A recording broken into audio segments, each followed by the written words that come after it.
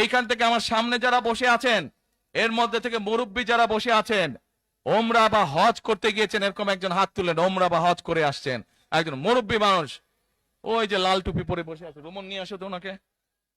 আপনি আসেন দেখি সামনে, সামনে আসেন, আমার কাছে আসেন।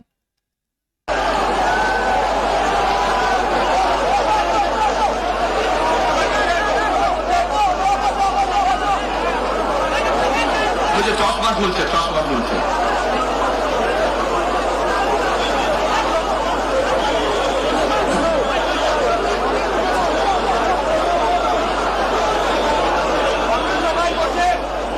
আপনারা বসেন, উনি এখনই মঞ্চে উঠবে, আপনারা সবাই দেখতে পারবেন কে মানুষটা।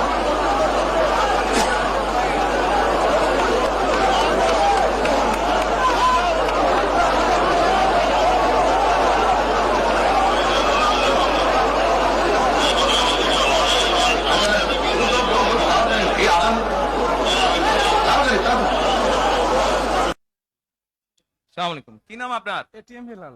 ওই এইদিকে বলেন। এটিএম হেলাল। বাড়ি কই? সুনামগঞ্জ। বাড়ি সুনামগঞ্জ। সুনামগঞ্জ কোথায়? শান্তিগঞ্জ। এই সুনামগঞ্জের মানুষ আছে এখানে?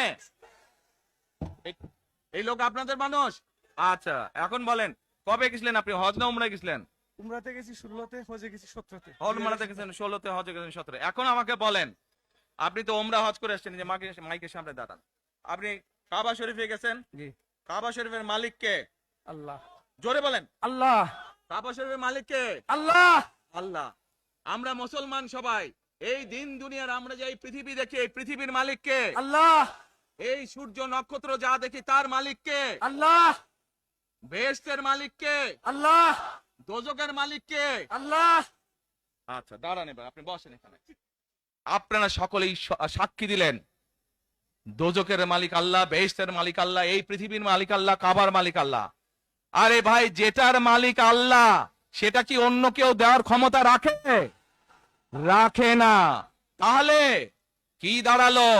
নির্বাচনের আগেই একটি দল এই দিব ওই দিব বলছে, টিকিট দিব বলছে না?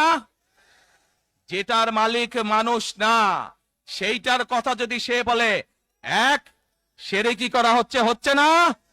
যার মালিক আল্লাহ, যার অধিকার শুধু আল্লাহর একমাত্র, সবকিছুর অধিকার উপরে আল্লাহর অধিকার। কাজেই আগেই তো আপনাদেরকে ঠকাচ্ছে, নির্বাচনের ফলে তাহলে কেমন ঠকাবে আপনাদেরকে বোঝেন এবার।